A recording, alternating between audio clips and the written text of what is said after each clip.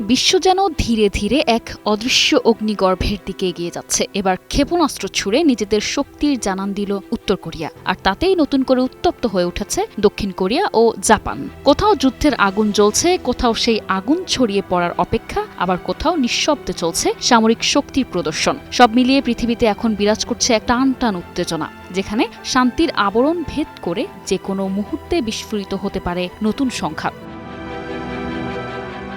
নিজেদের সামরিক সক্ষমতা বৃদ্ধির প্রচেষ্টাকে আরও বেগবান করতে আবারও উত্তর কোরিয়া তার পূর্ব উপকূলে একাধিক ব্যালিস্টিক ক্ষেপণাস্ত্র নিক্ষেপ করেছে। রোববার দক্ষিণ কোরিয়া ও জাপান এই তথ্য নিশ্চিত করেছে। পিয়ংইয়ংয়ের পক্ষ থেকে এটি চলতি বছরের সপ্তম এবং শুধু এপ্রিল মাসেই চতুর্থ ক্ষেপণাস্ত্র উৎক্ষেপণের ঘটনা। দক্ষিণ কোরিয়ার সামরিক বাহিনী এক বিবৃতিতে জানিয়েছে, স্থানীয় সময় রোববার ভোর 6:10 দিকে উত্তর কোরিয়ার পূর্ব উপকূলের সিনপো শহরের কাছ থেকে এই ক্ষেপণাস্ত্রগুলো নিক্ষেপ করা হয়। জাপান সরকার সোশ্যাল মিডিয়ায় জানিয়েছে, ক্ষেপণাস্ত্রগুলো কোরীয় উপদ্বীপের পূর্ব উপকূলের কাছে পড়েছে বলে ধারণা করা হচ্ছে। তবে জাপানের একচেটিয়া অর্থনৈতিক অঞ্চলে কোনো অনুপ্রবেশের খবর পাওয়া যায়নি।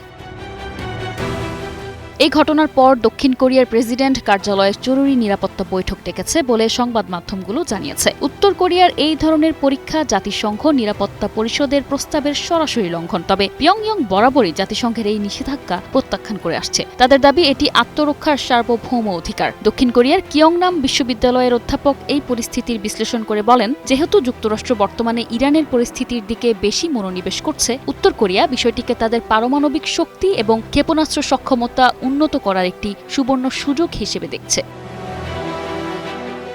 মে মাসের মাঝামাঝিতে মার্কিন প্রেসিডেন্ট ডোনাল্ড ট্রাম্প এবং চীনের প্রেসিডেন্ট শি জিনপিং এর একটি সম্মেলনে মিলিত হওয়ার কথা রয়েছে, যেখানে উত্তর কোরিয়া ইস্যু নিয়ে আলোচনার সম্ভাবনা রয়েছে। তার আগে পিয়ংইয়ংয়ের পক্ষ থেকে এই শক্তি প্রদর্শনের ঘটনা ঘটল। এদিকে আন্তর্জাতিক পরমাণু শক্তি সংস্থার প্রধান রাফায়েল গ্রোসি গত বুধবার সতর্ক করেছেন যে উত্তর কোরিয়া পারমাণবিক অস্ত্র তৈরির সক্ষমতায় অত্যন্ত গুরুতর অগ্রগতি করেছে। সম্ভবত তারা নতুন একটি ইউরেনিয়াম সমৃদ্ধকরণ কেন্দ্র যুক্ত করেছে। গত মার্চের শেষের দিকে উত্তর কোরিয়া নেতা কিম জং উন ঘোষণা করেছিলেন যে পারমাণবিক শক্তিধর রাষ্ট্র হিসেবে উত্তর কোরিয়ার অবস্থান এখন অপরিবর্তনীয়। জাতীয় নিরাপত্তার স্বার্থে আত্মরক্ষামূলক পারমাণবিক প্রতিরোধ ব্যবস্থা সম্প্রসারণ করা অপরিহার্য বলেও তিনি উল্লেখ করেন।